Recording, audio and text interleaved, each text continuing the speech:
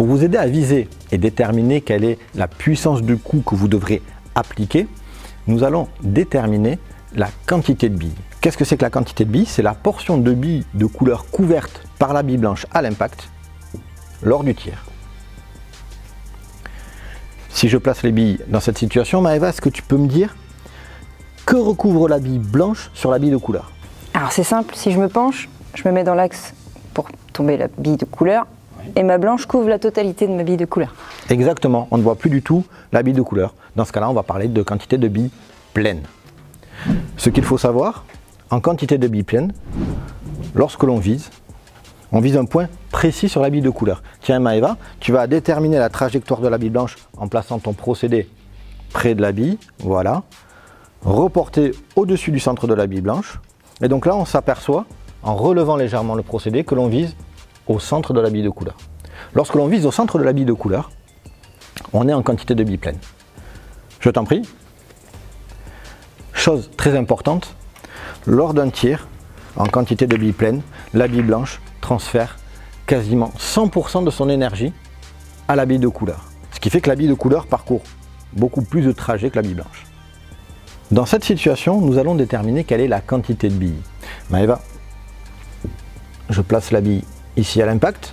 Et donc par rapport au placement initial de la bille blanche, est-ce que tu peux me dire quelle portion de bille de couleur est couverte par la bille blanche? Alors c'est simple, même chose, j'ai juste à me pencher, je vérifie, et je vois que je ne vois uniquement que la moitié de ma bille de couleur, je suis donc sur une portion demi-bille. C'est ça, demi-bille. Donc si j'enlève cette aide visuelle et que l'on visualise la trajectoire de la blanche, on va s'apercevoir, lors de la visée, que on vise le bord de la bille de couleur, c'est-à-dire la tangente.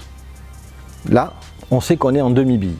Chose très importante, lorsque l'on vise en demi-bille, le transfert d'énergie est de 50%, ce qui fait que la bille blanche va parcourir le même trajet que la bille de couleur.